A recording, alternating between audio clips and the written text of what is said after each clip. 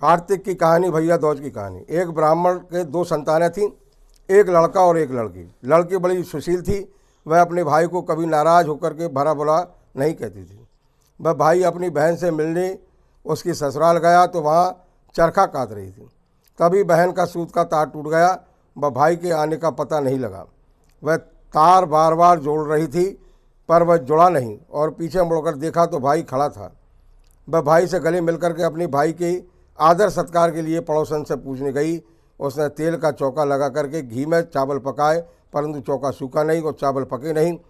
एक दूसरी सहेली से पूछने पर गोबर का चौका लगाकर दूध तथा पानी में चावल डालकर खीर बनाई और भाई को खिलाई। दूसरे दिन भाई के रास्ते के लिए वह चक्की में आटा पीसने लगी।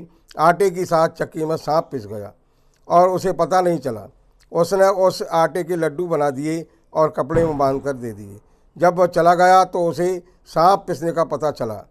भाई की प्यारी बहन अपने बच्चों को पालने में ही सोता छोड़ करके भाई की राह पर चल पड़ी, और बहुत दूर जाने पर उसका भाई एक पेड़ की छाया में सोता हुआ मिला और पास में पोटली रखी देखी। भाई ने अब तक कुछ खाया नहीं था। उसने सारे लड्डू फेंक दिए और भाई के साथ पीहर चली गई। रास्ते में उसने भारी भारी शिलाएं उतरती देखी।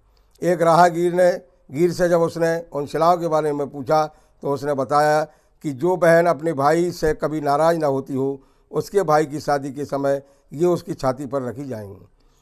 थोड़ी दूर जाने पर उसे नाग तथा नागिन मिली। नाग बोला कि जिसकी छाती पर ये शिलाएं रखी जाएंगी उसे हम खा जाएंगे। उपाय पूछने पर नागिन ने बताया कि भाई के सब काम बहन करे तथा भाई भावज को कोस करके गालियां दे, तभी भाई बच सकेगा। वहीं से वह भाई को कोसने लगी। गालियां देती देती पीहर पहुंच गई। माँ बाप को बेटी का यह व्यवहार अच्छा नहीं लगा। विवाह की लगन आई तो भाई को गाली देती हुई स्वयं लगन चढ़ाने लगी और वह घोड़ी पर बैठ गई। ज्यों ही वह घोड़ी पर बैठी तभी शिलाएँ उड़ती हुई आईं और पुरुष के स्थान पर नारी को देख करके वे शिलाएँ सब वापस चली गई। ऐसा देखकर बारात के लोग उसे अपने साथ ले गए। फेरों का समय आया तो उसने भाई को पीछे धकेल दिया और गंदी गंदी गालियाँ दे करके फेरे खुद ने ले लिए।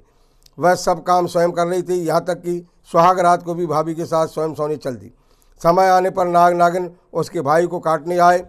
वह तो जानती थी कि नाग नागिन को मारने की तैयारी पहले ही कर रखी थी। आते ही दोनों को मारकर जेब में रख करके 3 दिन तक सो रही। सारे मेहमान विदा हो गए। तब उसकी माँ को उसकी याद आई कि उसे भी विदा करें। विदा के समय उसने माँ की उपेक्षा कर गुस्से से बोली कि मैं इतनी नीच नहीं हूँ। उसने मरे हुए सांपों को दिखाकर बताया कि नाग नागिन भाई भाभी को डसने आए थे। मैंने अपनी जान पर खेल करके भाई के जीवन की रक्षा की है। इसी भाई के पीछे मैं अपने बच्चे को पालने में रोते चिल्लाते छोड़ करके आई हूँ।